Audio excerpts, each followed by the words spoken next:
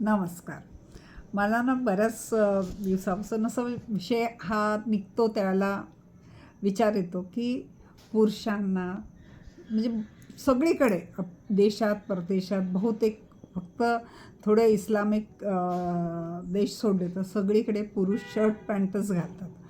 आपल्या भारतात अगदी असेल तर गावामधले शेतकरी वगैरेच असतील तर ते धोतर वगैरे घालतात, नाही तर त्या सगळ्यांनी आधी सोडून दिलेलं आहे धोतर वगैरे घालणं.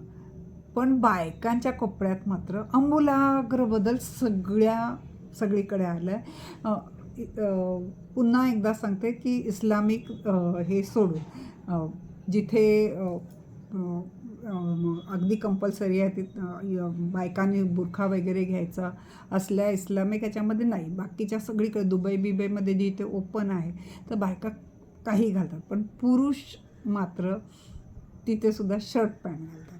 तर आज एक ना राहुल कुरूरकर याचा म्हणजे त्याचा अनुभव त्याने लिहिला आहे, अगदी मिश्किल भाषेत लिहिलेलं आहे की किती गरमी असली तरी कॉर्पोरेट वर्ल्डमध्ये पुरुषांनी अंगभर कपडे घातले पाहिजे आणि स्त्रियांनी, असं त्याने त्याचा लेखाचं हे आहे.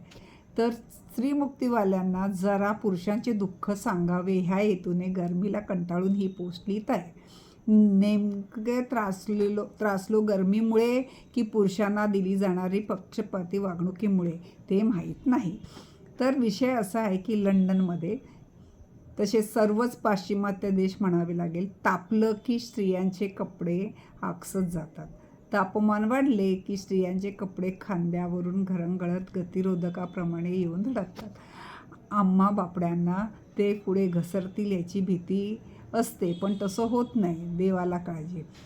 नंतर स्कर्ट देखील उंचीला कमी कमी कमी होत जातो. स्लीवलेस तर फार गरजेचं आहे.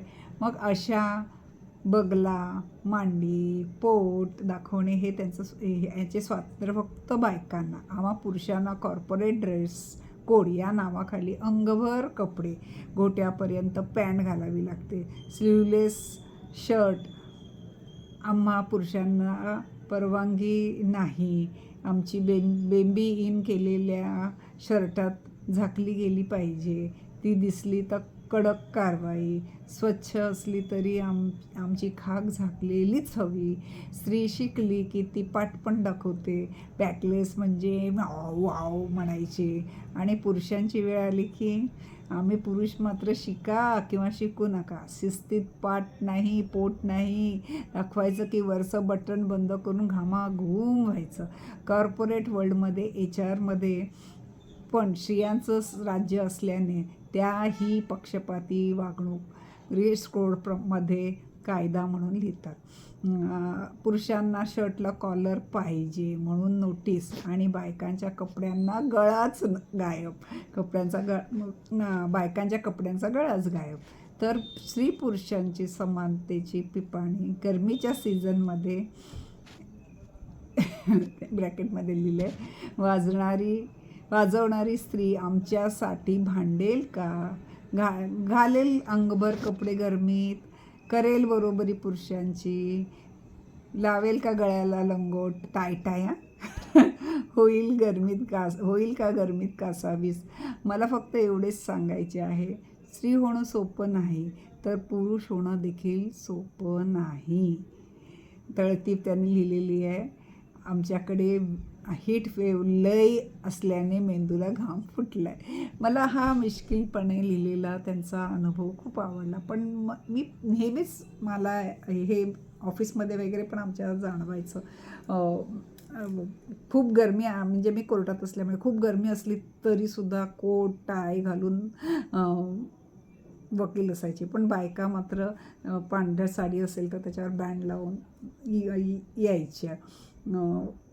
म्हणजे त्यांनी कोट घातलाच पाहिजे असं काय कंपल्सरी नसायचा. बँड म्हणजे आम्ही मेट्रोपॉलिटन कोर्टात होते आणि पुरुषांना खरंच खूप घामाघुमायचं. आणि मग कधीतरी अगदी खूप उच्चांक गाठल्यानंतर एक सर्क्युलर यायचं की वकिलांनी कोट नाही घातला फक्त, पण बँड म्हणजे टाय कंपल्सरी बँड घातलं वगैरे असं, कॉलर असलेला हे घातलं पाहिजे. पण स्त्रियांना ना तसं नसायचं. आणि अगदी उघडं वगैरे नाही, स्लीवलेस वगैरे नाही यायच्या, पण त्या मानाने बायकांना मात्र बऱ्याच प्रकारची सूट असायची आणि पुरुषांना मात्र खरंच नसायची. आणि मी त्याला पण म्हणायची की अशा वेळेला पुरुषांनी भले टाय वगैरे, मग यांनी धोतर किंवा लुंगी घालायला काय काय हरकत आहे? असं कुठल्या ह्याच्यामध्ये आहे का? कारण जुन्या काळामधले सगळे वकीलसुद्धा धोतर वगैरे घातलेले, लुंगी घातलेले बरेच फोटो आपण बघतो. पण आपणच ती स्वीकारली आहे हे का तो नियम आहे हे मला माहीत नाही. बऱ्याच ठिकाणी का म्हणजे पुरुषांवर हा खरंच अन्याय होत असं कधी कधी वाटतं.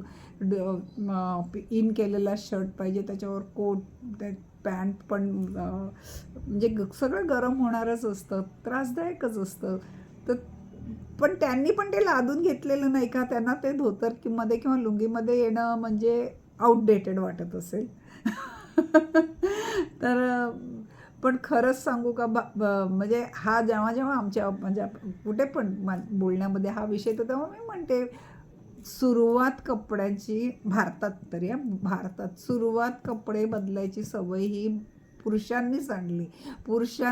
आत्तापर्यंत म्हणजे अगदी 20 वर्षापर्यंत भारतीय बायकासुद्धा अगदी साडी बिडीमध्येच असायच्या ऑफिसला वगैरे जाताना, 20-30 वर्षापर्यंत आधी. आणि पुरुष मात्र कधीपासून पॅन्ट शर्टवर आले, जेव्हा की आपल्या भारतीय वेशभूषामध्ये शर्ट पॅन्ट हा प्रकार नव्हता. आणि म्हणजे मला स्वतःला एक हेडमास्टर धोतरवाले होते, त्यामुळे मला माहिती आहे धोतर घालून ते यायचे. तर मग आपण आपला वेशभूषा सोडली. आता या कुरुरकरला तो तरी बाहेर देशात असेल, बाहेरच्या देशात, पण तो जर भारतात असता तर त्याने धोतर किंवा लुंगी मान्य केली असती का, किंवा त्याला ऑफिसमध्ये मान्य करायला दिली असती का, हा मला पडलेला प्रश्न आहे.